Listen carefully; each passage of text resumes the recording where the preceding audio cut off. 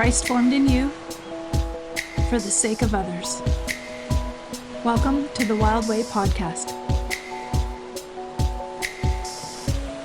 A slow journey through John is made possible by our donors who generously support the creation of Wild's spiritual formation content and the creation of Wild Way parishes.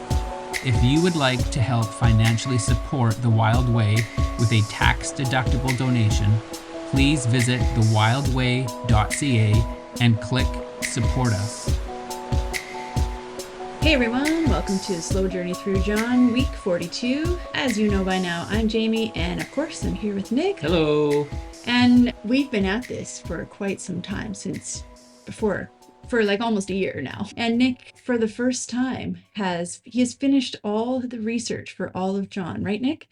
Yeah, last week I finished all my research, all my reading, and so from this point forward, the workload's going to start to get less and less. Yeah, this is hurtling along to the finish. I'm already feeling a little bit sad, actually, because I've been learning so much and I'm really enjoying the process of all of this. Speaking of milestones, Jamie, you also had a bit of a milestone this past week. Why don't you tell our listeners about it? I've secretly been writing a middle grade fantasy book for years, and I'm almost done the book, but I've only written it. I've never even gone back and edited the draft or anything. So you're still on your first draft? I'm still on my first draft, but I'm almost done the first draft, and there's going to be 3 books. And so all this time I've been like, man, I got this awesome idea for a book. I'm going to write it, but it's just sat there in my head, and you haven't even looked at it. There's been 0 human readers that have looked at this, and I feel very safe and protective of it because I don't want it to go into the world yet because it's not ready.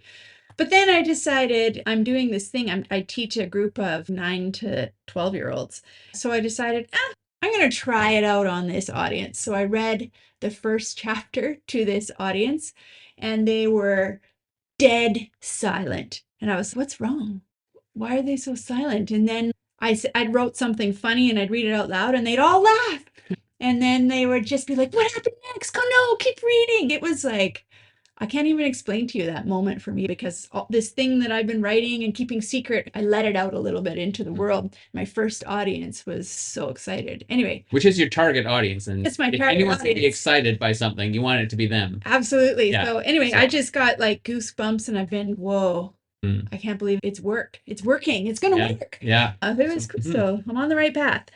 So anyway, let's jump back into this week. It's a pretty powerful week. There was a lot of good nuggets in there for the meditations this week. Nick, why don't you give us a quick recap? If I could summarize this week in one phrase, the phrase would be truth versus power. That's what we see this week. So last week, that's where we saw Jesus get arrested and taken to Annas, and we also saw Peter deny Jesus for the first time. So this week was just a continuation of Jesus's sham trial before Annas, which of course we heard violates numerous Jewish laws. Jesus speaks truth to power with him, and he refuses to give up or even name his disciples. But while Jesus is protecting his disciples, Peter is denying him for a second and a third time. And then the last part of chapter 18, that's the beginning of Jesus's questioning before Pilate. And again, more speaking truth to power. And we just see a few things there. Like we see the hypocrisy of the religious leaders. We see the irony of Pilate asking, what's truth? While truth incarnate is standing right before him.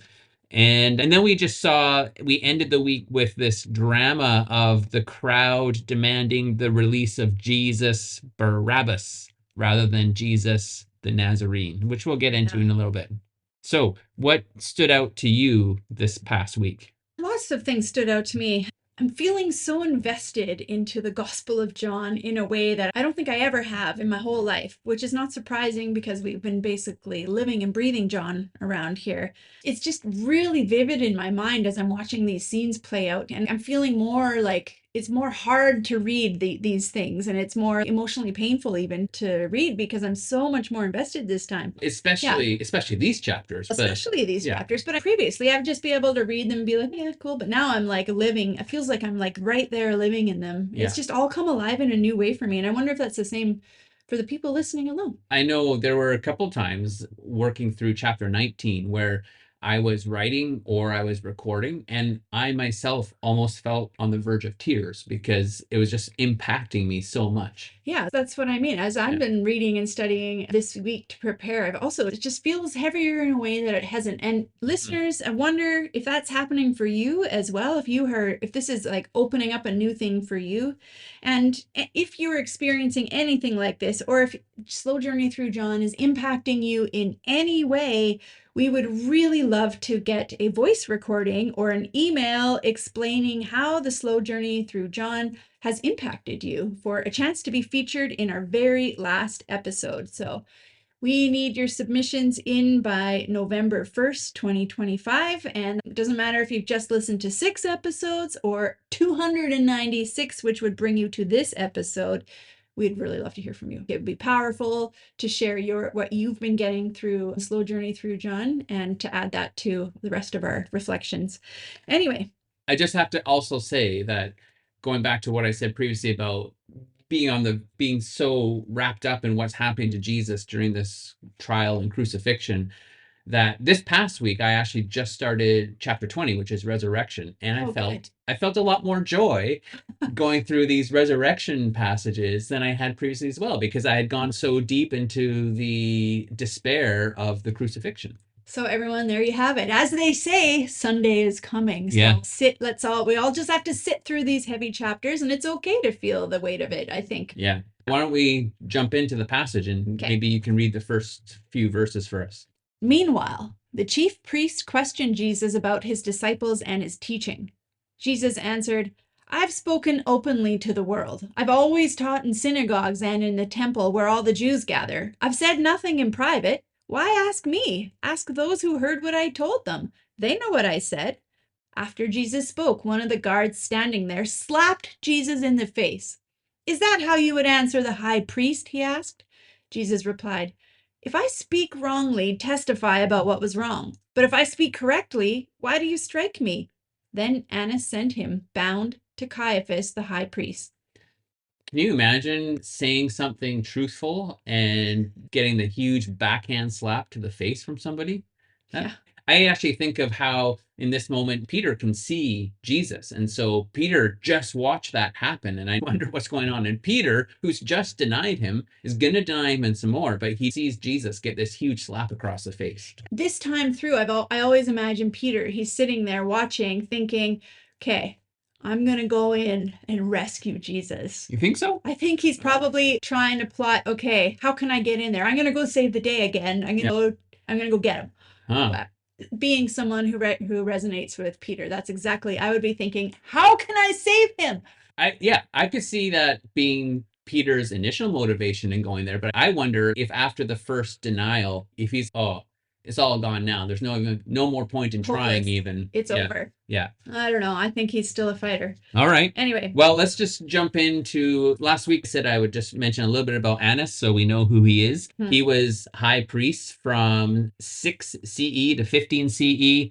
But also, I forget which commentator, but one person called him the power behind the high priest's throne in Jerusalem because he was only high priest until 15 CE, but then 4 of his sons became high priests, and Caiaphas is his son-in-law. So he's still the puppet master behind. In the family. Yeah. And he was very notorious for his collusion with Rome. And he was actually hated by most of the Jews of his day because of his collusion with Rome. And we also know that Jesus's fate has already been decided by Annas and Caiaphas. And so everything that's happening here is just a sham. There were no witnesses, meaning according to Jewish law, there could be no verdict of guilt. They're just interviewing Jesus. They don't bring in any witnesses, so they could not give him a guilty verdict. And also, no trials were allowed on the day before the Sabbath or before any kind of festival like Passover that's about to happen. So Annas really he's just fishing. And it's totally illegal. Yes, yeah. But he is fishing for something to prove Jesus's guilt. And so he asked Jesus about his disciples and his teaching. He wants to know about the disciples so he can finish the job that the soldiers were supposed to do in the garden and round everyone up. And he wants to know about his teaching so he can find some kind of guilt and justify this unjust trial. But when he asked Jesus that, Jesus doesn't say anything about his disciples. He protects them completely. He doesn't name them. He just focuses on his teaching. I like that he doesn't even give them an answer at all. He just completely ignores the question because obviously he's going to protect his disciples. Yeah. He doesn't name anyone. And sometimes when people are under threat, they will squeal on everyone, right? But obviously Jesus doesn't. Yeah. And the reason Jesus answers the way he does is because, like I said, legally there needed to be witness to prove somebody's guilt. And so Jesus basically says, hey, according to the law, you have no right to examine me, but you do have every right to examine witnesses because I've spoken publicly. I've spoken in the synagogue. So you could ask any one of those people about what I taught and they'll tell you. And of course, like we just talked about, this guard slaps Jesus in the face, and Jesus responds by speaking truth to power. It's not going to change anything, but he's calling out the injustice of this guard's slap. And he's exposing to them that they are not following their own standards of justice. And I'd also wonder if he's giving them an opportunity to change course as well. But what would following Jesus's example look like for those of us who experience or witness something unfair today, like something in the workplace or something in our community, or even something small like a sports game call or a board game? Should we let it go? Should we defend ourselves? What's the Christ-like way to deal with injustice, big or small? And is there a danger of thinking like Jesus is becoming a doormat and us becoming doormats as well and just letting injustice run rampant? Let's talk about board games first, all right? Okay. What is not good is if you are always like eagle eye watching everybody to make sure that they aren't cheating, and if they make a little mistake. Wow, that sounds personal. Sounds very specific. There is somebody in this relationship who is very concerned with right and wrong in board games, and one of us who is a little more relaxed. And so it's good to play board games. I mean, to me, that is an injustice. To be unjustly accused of cheating is an injustice that needs to be called out. But anyway, when real situations of injustice come up around Christians, I think we wobble a little bit because we've been trained that being Christian means being nice. And so we shouldn't say anything, or we shouldn't rock the boat or something like that. But we can't look at Jesus now and think he was a nice guy as we define nice, because even just looking at this situation here, even this small, like, he didn't let them get away with any injustice. He called it as it was. Like, he named the truth. They were all trying to deceive. They were maybe even trying to like do stuff so that they felt better about the illegal things that they were doing. But Jesus just lays it bare and calls it out. Even though he knows it's not going to change anything, he still just brings that truth to the surface. He's still piercing their heart and their soul. Yeah. And so if he doesn't let people get away with injustice, then his followers certainly shouldn't either. So if we see something and we don't speak up or take action, we become complicit in the injustice. There's a prayer that we say every Sunday. It says, God, forgive me for what I have done and what I failed to do. And that's like when you fail to speak up, or you fail to make things right, or to protect the people that are being oppressed, downtrodden, marginalized, or they're just wrong. Yeah. My first job as a pastor was a children's pastor. And in the training for being a children's pastor and working with a vulnerable population, one of the things that was made very clear to me is that if you learn of abuse and you don't report the abuse, it's a crime. It's a crime. It's a crime to stand on the sidelines and not report something abusive. And I know that's an extreme example, but it is an example. We can't just sit on the sidelines when we see injustice. If you don't call it out, then somebody will continue to be harmed. Yes. Right? Yep. So that is not what God wants for his children. And part of our calling, I think, is to protect those who are being taken advantage of or whatever. Yeah. Absolutely. Yeah. So that's what we see Jesus doing, and that's a call on us as his followers as well. Even if it's not going to change the situation, we're still called to call out injustice, to say, hey, we see this is wrong, this is unjust, and we're speaking that out. Yeah. Okay, so that ends John's account of Jesus before Annas. He skips over the trial before Caiaphas and the Sanhedrin Council that's covered in the Synoptic Gospels. And so the next time we see him, he's at the governor's palace and being questioned by Pilate. But first, John cuts back to the narrative with Peter. So we're over at Annis's house, and then the director calls, okay, cut to Peter in the courtyard. Scene. Yeah. Peter and another disciple around a fire. Yeah. Yeah. Just like a movie. Okay, so why don't you read it? Meanwhile, Simon Peter was still standing with the guards, warming himself. They asked, aren't you one of his disciples? Peter denied it, saying, I am not. A servant of the high priest, a relative of the one whose ear Peter had cut off, said to him, didn't I see you in the garden with him? Peter denied it again, and immediately a rooster crowed. Okay. So let me just ask a question before we get into that. Do you think an actual rooster crowed? Like, do you think there was a rooster that went cock-a-doodle-doo? I've never considered that there wouldn't be. Why wouldn't there be? Because one thing I learned is that all the watches of the night, there was a trumpet call to announce each watch of the night in the Roman army.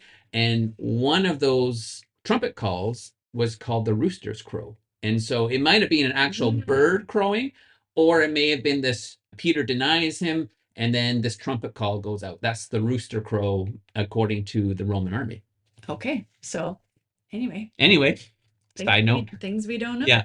So we dealt with Peter's first denial last week and the contrast between Jesus and Peter at Annas' mansion. Jesus is speaking openly. He's speaking with integrity. Peter is trying to hide. Peter is lying.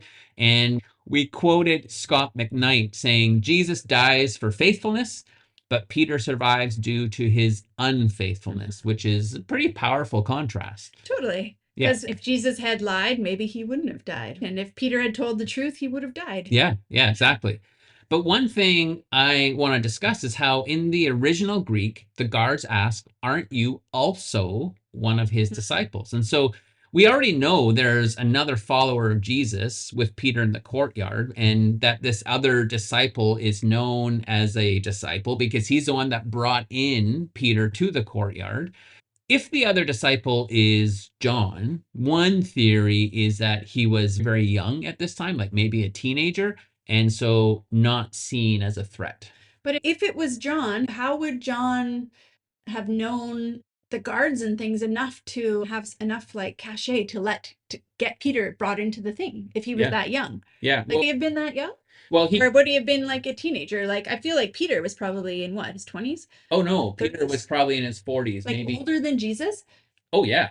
Most people would say 40s, maybe even early 50s. And we know John is young, and this may be why John outrun Peter, if that is John. But anyhow, yeah, there are some suggestion that John was like 17, 16 at this time. And we talked last week that maybe he was known because his family was possibly a wealthy Galilean salt fish family, because they were fishermen in Galilee. Oh, yeah. So they would have... He had a thriving business, the dad, didn't they? Yeah. So they could have possibly had like a branch office in Jerusalem and supplied fish to the household. We don't know. Yeah. But yeah.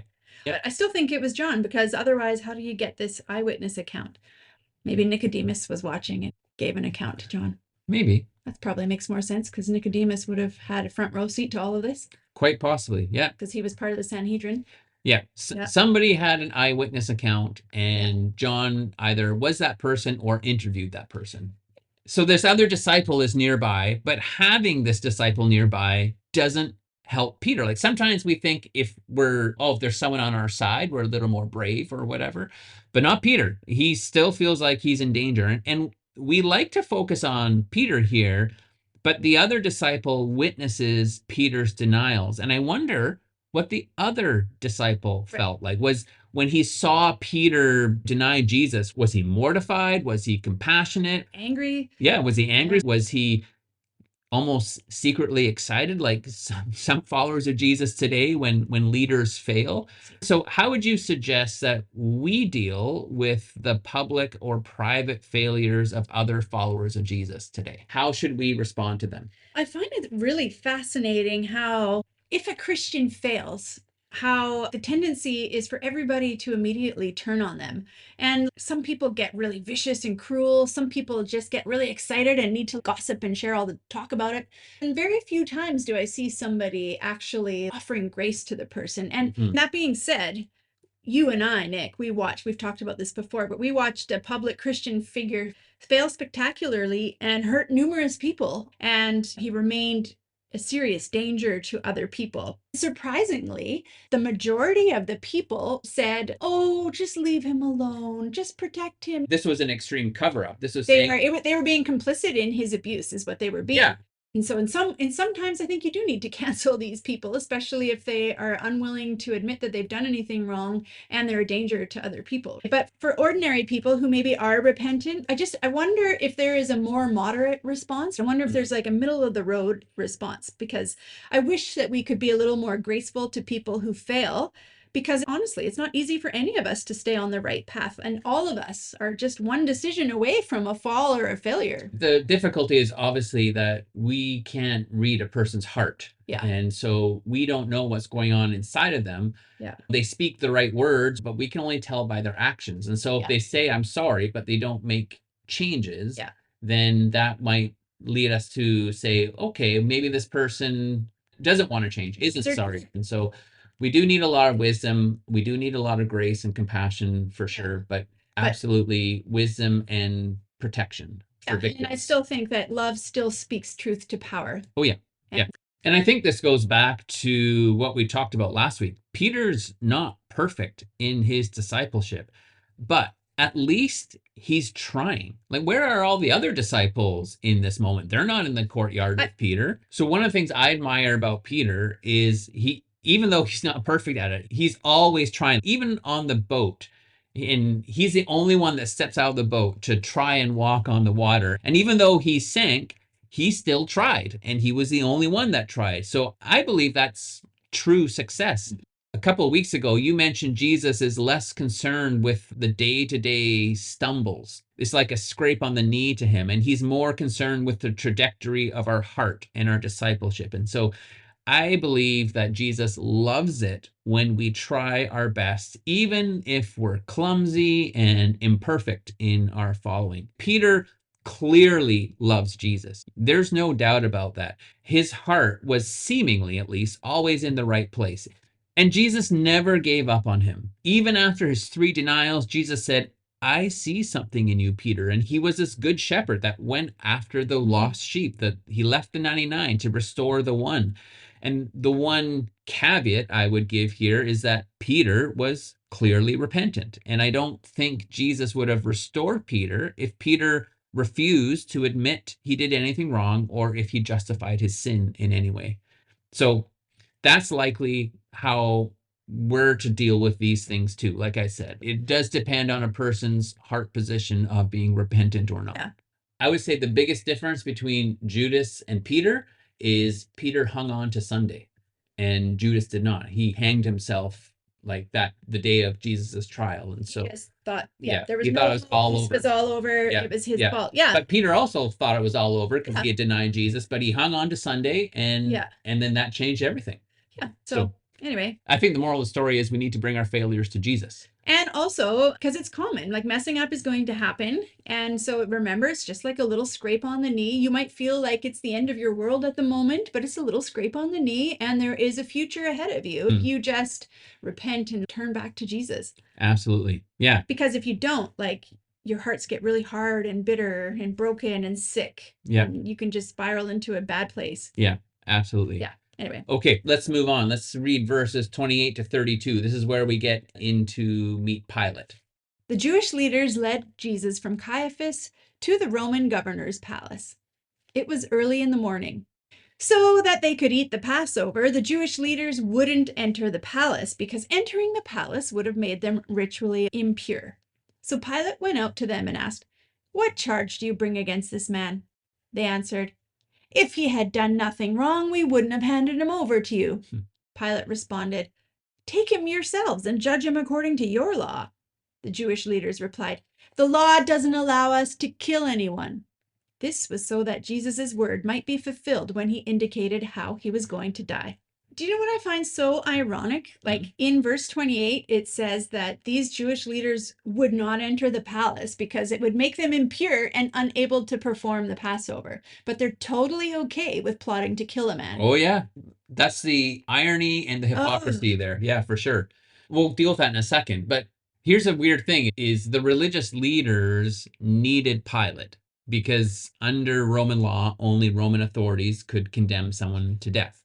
Even though there have been two other attempts where the religious leaders picked up stones to kill Jesus, but Pilate also needs the religious leaders. And to understand why Pilate needs these leaders, we need to delve into a story, which I promise we do in the meditation. So let me give you a brief character sketch of Pilate, okay? yeah. So Pontius Pilate was Roman prefect in Palestine from 26 to 36 CE. He didn't earn this through being a good governor or a good leader. He was appointed because he had family connections. He married Caesar Augustus' granddaughter. And so he had authority over the occupied territory, and it was only him who had sole power to execute Jesus. I imagine that this was not a great outpost for him.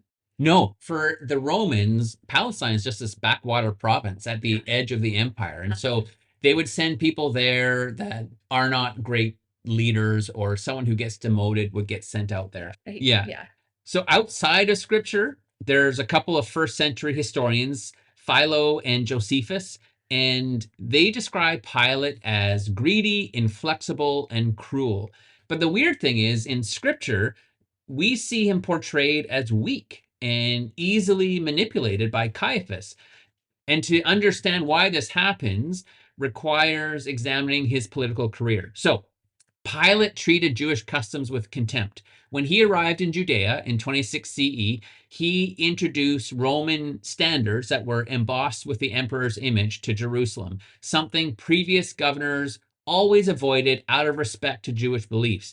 The Jews protested for 5 days until finally Pilate surrounded them with soldiers who all drew their swords, wanting to, scare them into submission. But what happened was the Jews actually bared their necks, saying they would prefer death to transgressing their law. They called Pilate's bluff, and he backed down and he removed the standard. So there's strike one. Later, Pilate used the sacred treasury to build an aqueduct. And when the Jews protested in Jerusalem, he ordered soldiers to disguise themselves in civilian clothes with hidden clubs and infiltrate the crowds, which they did. And then at his signal, they started beating all the protesters and they killed many of them. So there's strike two. And then finally, Pilate erected shields bearing the emperor's name in Herod's former palace. These prominent Jewish leaders asked him to remove them, but he refused. And so they went over Pilate's head and they appealed directly to Caesar Tiberius. And when Caesar heard about this, he was enraged and he ordered Pilate to immediately remove the shields, which was this humiliating public reversal, and it completely undermined Pilate's authority. So there's the three strikes. And so another mistake by Pilate is going to end his career. In fact, a few years later, in 36 CE, Pilate made another cruel decision that resulted in the death of many Jews, and he was removed. In other words, Pilate's on thin ice, and both he and the Jewish leaders know it. And it just sounds like Pilate hates his life. He hates them. This sucks. Totally. Yeah.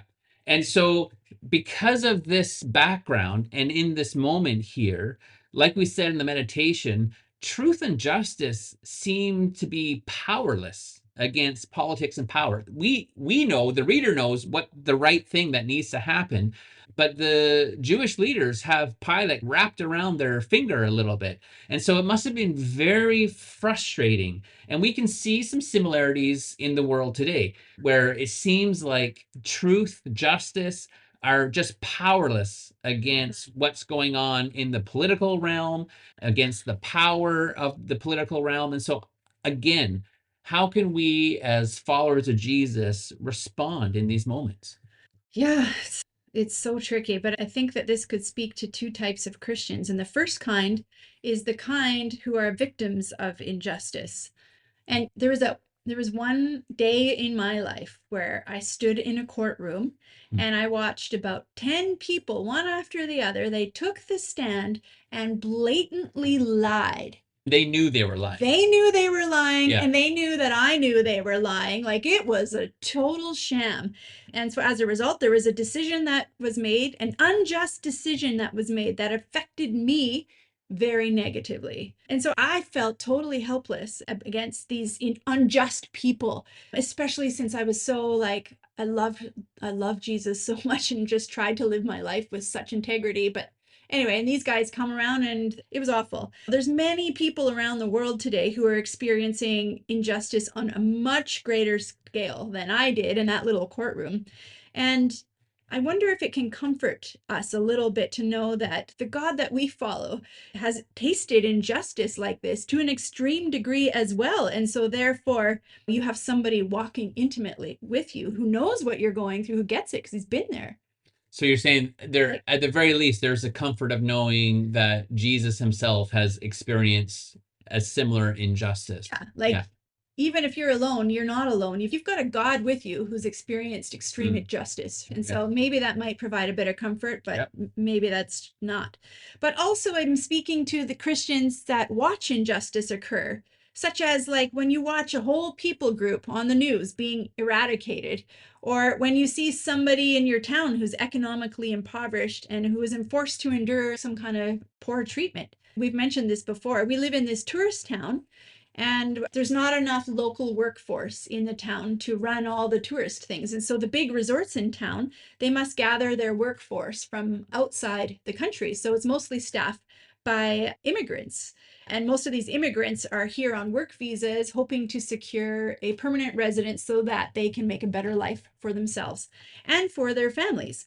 And so there are some employers who really treat these immigrants well, and there's some people who may not. Like, we've personally heard stories, we've discussed this on this podcast before, but I've talked to numerous people who the staff housing that they have to live in, it's like 4, 5, 6 adults in one bedroom, and they have no other choice because they're there on this work visa and they can't ask for anything better because nobody will give it to them. We even heard of one girl, they didn't have space for her to live, so that she had to live in her car in the parking lot, right?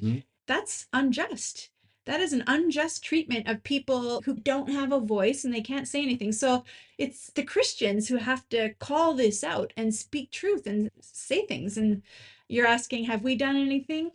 The answer is not yet, but I've got plans because I am very upset about this. Yeah, there are just where it's not even just here. I think any listener can look out their window and find people that are trapped in situations that they themselves would not accept or want to live in. Or when they would speak up or fight against if somebody they loved was involved in. Yeah. But like the ugly thing is, it's easier to close our eyes and avoid these kinds of oppression and injustice. And I don't think Jesus wants that of his followers. Yeah. So here's the difficulty, though, is that sometimes we are powerless. There is nothing we can do to physically change an unjust situation. And so in this situation with Jesus, nothing, what could have been done? Yeah. Nothing. Yeah. You would have got yourself killed. Yeah. But even in situations going on today. And so in those moments, the only thing seems like we can do is pray to the God of justice,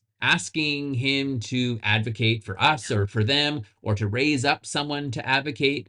Even then, though, sometimes we're still forced to accept the injustice. And the only comfort we have, like we talked before, is God knows. God has experienced it, but it sounds... It doesn't seem like enough. No, it doesn't. I think it's okay to have that tension. Yeah, because it causes us to lament and cry out in lament, and that's a good thing. But when it comes to the injustice of others, as we've said many times on this podcast, if we are praying for the relief of the conditions of certain people, when we pray, we also have to ask, am I supposed to be a part of the answer to this prayer? We don't always just cast it onto God and say, God, you take care of it. It's, yes, God, you take care of it, but do you want me to be a part of the taking care of it? Terrifying prayer. It's a terrifying prayer. Yeah. And like you said a few minutes ago, I think we should also just mention the hypocrisy of the religious leaders here when they come before Pilate. So they don't want to enter the palace because they don't want to become ritually impure. And this is a perfect example of Matthew 23:24, where Jesus rips into the Pharisees and says, "You blind guides, you filter out an ant, but you swallow a camel." And so here the religious leaders are completely ignoring the camel, right? The justice of the whole situation, but they're being so meticulous about this outward observance of the law. And we quoted William Barclay in the meditation, who said, "Many a church member fusses about the sheerest trifles and breaks God's law of love and forgiveness and of service every day. There's even many a church in which the details of vestments, furnishings, ritual, ceremonial are attended to with the most detailed care, and where the spirit of love and fellowship are conspicuous only by their absence." What do you think about that? This is just a big theme that's come up for us over and over again, right? Are you really following Jesus? If your church is devoid of love, if the people in it are concerned with things that are not of Jesus, Or outward appearances while ignoring the inward call to integrity, character, love, justice. if they're more concerned with looking like they are good Christians. I just finished this book. It's called Power and Abuse. It's by Diane Langbird, and she says discernment of character only occurs in manifestation. In other words, we are known by our fruit, not our words. So, in other words, once again, words are cheap, but it's how you conduct yourself. That's what you manifest who you really are. Yeah, absolutely. Here, Pilate wants nothing to do with what he considers a Jewish quibble about matters of Jewish law. He wants to dismiss the whole case. And as he interacts more with Jesus and learns more about the charges, we're going to see him try harder and harder to release him. 4 times he tries to release Jesus. Yet, for the reasons we already mentioned, seemingly he has his hands tied. He's not a strong leader. He's not strong enough to simply do the right thing. And he's not savvy enough to outmaneuver the religious leaders who want Jesus dead. Yeah, again, I just think he hates his life. Yeah. But interestingly, John reveals even this is a part of God's plan. Had the religious authorities killed Jesus, like we mentioned they wanted to do a couple of times, he would have been stoned to death. But Roman execution for slaves and criminals was crucifixion. And all along, Jesus has referred to himself as being lifted up. And that can only happen by crucifixion. It had to be the Romans who killed him in order to fulfill Jesus's words. And so none of what's happening is taking Jesus by surprise. God's in control of the process. He's using all the evil machinations of political and religious authorities to fulfill his plans and purposes. And so, in other words, God doesn't cause evil. He doesn't condone evil, but he gives humans agency, which means some are going to use that agency for evil purposes and cause great suffering in the world. But when that happens, God promises to not allow that evil to stop the destiny, his plan of the reconciliation and restoration of the world to God. That said, even though we know God can redeem what looks unjust or broken, seeing the evil powers at work in the world sometimes leads us to despair, like we were talking about. So when we look at the world or we look at a personal situation and it looks like evil is winning, what are some things that we can do or encourage others to do in that moment? Honestly, that's a tough question. I can't give anything that wouldn't be a trite answer here, because some days I think for me it's too painful to look at the world and all that's going on.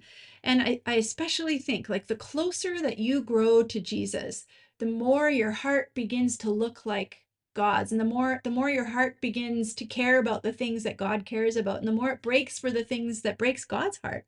And so therefore increasingly your heart will be broken the more you're watching the news and the more you're seeing all this evil around the world.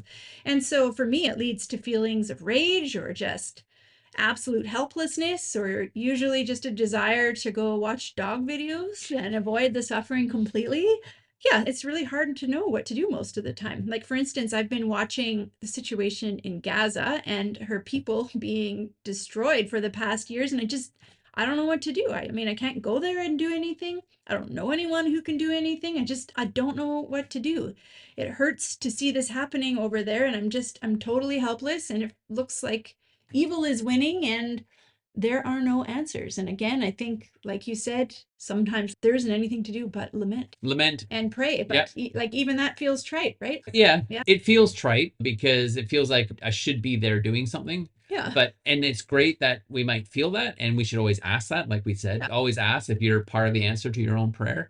But there are times when the only thing we can do is pray and trust that God is at work in the situation. Yeah. For other people who deal with this, like, how we'd love to hear, how do you deal with when it looks like evil is winning and everything looks like it's falling apart? How do you not fall into despair or rage or hopelessness or escapism? What are your strategies? We'd love to hear from you. Yeah. I think of even people like defense lawyers who are defending victims against some kind of injustice, and it doesn't always go their way. How do they deal with that, knowing that something unjust just occurred in the courtroom? Yeah, I'd love to hear that. Okay, let's move on to verses 33 to 36. Pilate went back into the palace. He summoned Jesus and asked, "Are you the king of the Jews?" Jesus answered, "Do you say this on your own, or have others spoken to you about me?" Pilate responded, "I'm not a Jew, am I? Your nation and its chief priests handed you over to me. What have you done?" Jesus replied, "My kingdom doesn't originate from this world. If it did, my guards would fight so that I wouldn't have been arrested by the Jewish leaders. My kingdom isn't from here." One of his people did fight. So One of his people did. Yeah, because that person is still fully in the kingdom of this world. He doesn't really understand the kingdom of Jesus yet. Yeah. And so, as we mentioned in the meditations, it's at this point that Pilate learns Jesus is from Galilee and sends him off to Herod Antipas. But Herod returns Jesus to Pilate, and we enter back into John's narrative once again. And we've learned from Luke that the political charge that they've brought is he claims to be the Christ, a king. And that's why Pilate comes into the room and says to him, "Are you the king of the Jews?" And just to requote David Ford, this is a life or death question for Jesus. And so Jesus answers, "Did you say this on your own? Or have others spoken to you about me?" Which doesn't seem like much of an answer. But what he means is, are you asking me if I'm a political king? That's what you would be thinking, or if I'm the Christ, like these other people said. And this answer frustrates Pilate. And he says, "I'm not a Jew, am I? Your nation and its chief priests handed you over to me. Like, what have you done?" And then Jesus says these weird words, which you already read, talking about how my kingdom isn't from this world and my kingdom isn't from here. And that is crucial to our understanding of Jesus's mission.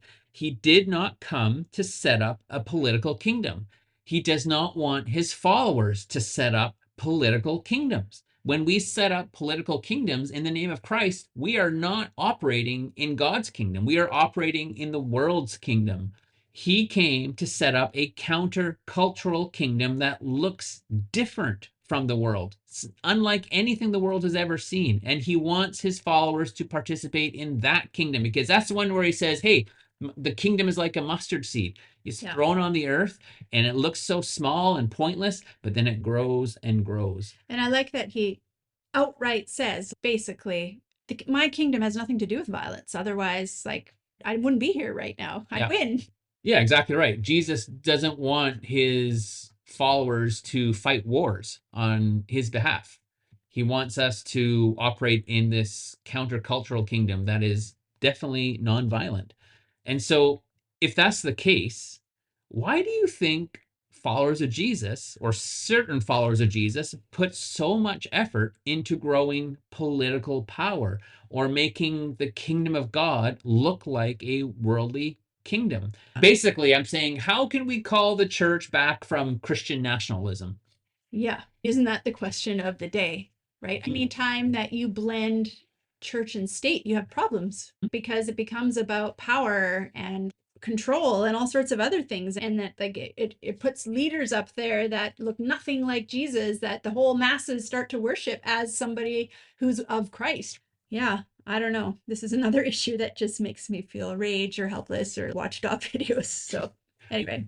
Okay, then let me flip that and ask Yeah. it in a positive light. Yeah. Where in the world do you see the kingdom of Jesus challenging kingdoms of power or wealth or violence? Do you know, I think that we can despair because we look at Christianity and we're like, how could it be going this way? How are so many people flocking to that brand of Christianity? But in reality, even though it looks like the majority of Christians are flocking that direction, I don't believe that's true, because I personally can see a whole subculture of Christianity that is speaking out against, that is very faithful to Jesus. These are people who value building the character of Christ in themselves and literally living the way that Jesus did and putting into practice what he says, and not just putting his name on something over top of power and greed and control and calling it Christianity. The people of God cannot be squashed down. They will always be remaining in this kingdom. And I think because God's true kingdom cannot be mocked and will not be stopped. Yeah, it's almost like the prophet Elijah, right? Where Elijah complains to God and says, I'm the only one that's speaking out for your way. And God says, No, I have reserved for myself a remnant. Totally. There are others who are speaking out. And so sometimes it feels like when you speak out for matters of justice and character and integrity, it can feel like either you're the minority voice or you're the only voice. And we do have to trust. God says, no, I have my people here who are speaking out the same things. And I think there's been a number of times in history when Christianity united with the government to become this new religion that's a mix of both government and Christianity. It had very little to do with following Jesus. Yep. And in all of those regimes as well, there still remained a remnant of people true to Jesus. Yep. Yeah. Who often suffered for that. It's dangerous to follow the true Jesus when everybody around you is promoting a false Christianity. Yeah. Okay. Let's wrap up with the last lines here in chapter 18. So you are a king, Pilate said. Jesus answered, you say that I'm a king. I was born and I came into this world for this reason, to testify to the truth. Whoever accepts the truth listens to my voice. What is truth? Pilate asked. After Pilate said this, he returned to the Jewish leaders and said, I find no grounds for any charge against him. You have a custom that I release one prisoner for you at Passover. Do you want me to release for you the king of the Jews? They shouted, no, not this man. Give us Barabbas. Barabbas was an outlaw. Okay. Two quick things I want to point out about this passage. So when Jesus talks about, I was born and came into the world for this reason, to testify to the truth, we quoted David Ford, who said that this statement is as emphatic a mission statement as anything else Jesus says, like the fact that he's come to bring abundant life, or he's the light of the world. And so if that's the case, then his mission statement becomes our mission statement as well, to testify to the truth. And I don't mean truth as in intellectual truth or arguments, but truth as in the unconcealing of God in the person of Jesus Christ, who leads us to this flourishing life, wants people to embody that character and kingdom today in our world. This is what I mean by speaking truth to power. That is part of our mission statement as a follower of Jesus, is to speak truth to power, because truth and empire, they don't go together. We can't embody truth by chasing political power, but we can embody Jesus's truth of love and character, which means speaking truth to power. So what are your thoughts about that, Jamie? I mean, it just about summarizes everything Jesus was trying to say in these past 24 hours of his life with his final discourse and in his prayer. Like, our purpose in life is to glorify Jesus, which means to make his character made manifest in our lives through the power of the Spirit, so that we are his people on earth and the prophets who are pointing back to the narrow road, not the broad path. Yeah. Yeah, absolutely. That's who we are called to be and what we're called to do. Okay. The last thing I want to talk about is, it's almost like a fun fact during the meditations, but this idea that we have the scene with Barabbas. And so Pilate declares Jesus is innocent and offers to release him, and the religious leaders refuse Pilate's offer to release Jesus, and instead they say, no, not this man, give us Barabbas. And one of the interesting observations, fun facts that we had in the meditation was that according to some sources, Barabbas's first name was also Jesus. So it was Jesus the Nazarene and Jesus Barabbas. And first of all, have you heard that before? I have never heard of that. And like, where did people get this from? Like, why wouldn't it be recorded as that? I don't, is that a real fact? It is a real fact Okay. that there, and this is according to William Barclay, that some early Greek manuscripts have Barabbas's first name as being Jesus. Okay. And the other observation was that sometimes we think of Barabbas as just this petty criminal or like a freedom fighter, people that they're saying we want Barabbas because he also is this good person who's Robin Hood and fighting for the good of the Jewish nation or whatever it is. But he wasn't. The gospel writers are pretty clear on his character sketch that he is guilty of robbery, insurrection, and murder. Did you ever watch The Passion of the Christ? I did a long time ago, once. Okay. Anyway, there's this scene where they're like, who do you want to release? And they show Barabbas. Do you remember him? No. Oh, he was like a wild man and he was disgusting and gross and you hated him just looking at him. And that's, what a picture here. Well, John calls Barabbas an outlaw. And that's the exact same word he uses in chapter 10, where the outlaw is contrasted with Jesus, the good shepherd, who lays down his life for the sheep. And so John is really painting this picture of saying Barabbas is pretty much as opposite to Jesus as one could get. Yeah. And that's who the religious leaders choose to set free. And so as a result, Jesus the Nazarene dies on the cross that was meant for Jesus Barabbas. Nice. It is a pretty dramatic moment, right? Yeah. Yeah. Okay, so any final thoughts from you, Jamie, before we wrap this up? I just like how you said that. Jesus's life is exchanged for that of a criminal, and Jesus dies in place of Barabbas, and Barabbas is the one set free. Yeah, it reminds me of that verse. The one who knew no sin became sin, so we would have the righteousness of God. Yeah, the one who deserves to be set free dies. Yeah, like he became like this criminal. He became like Barabbas almost on that cross, taking the place of the sinner. Absolutely. So that the sinner could go free. Yeah. Anyway. That's just, again, John's brilliant writing and using the same wording from chapter 10 here. He's just such a great writer. Yeah, can't wait to meet him. Yeah. So why don't we end with a couple of takeaways? Jamie, do you have a takeaway from today's session? My only takeaway is what we were just talking about. Hold out hope. Just do your best to follow Jesus as you see Jesus in the gospel and be very critical of any Christianity that doesn't look like Jesus. Yeah, that's good. That's a great takeaway. Yeah. My takeaway isn't really a takeaway. It's more of a look forward. We're at the end of chapter 18. Things look really bad for Jesus. Yeah. They're about to get way worse. That's what we're hold on. That's what we're going to see in chapter 19, which is probably like the most graphic chapter of them all. And honestly, everyone, it will be easier to watch dog videos than to listen. Yeah, we just got a glimpse of it here with Jesus taking the place of Barabbas, but we are going to see so much injustice and so much pain. And this is where I felt overwhelmed as we entered into chapter 19, because this is where we see the extremities of God's love for us. Yeah. Okay, everyone. Thanks for joining us for this episode from week 42. We'll see you next week. Bye-bye. So long.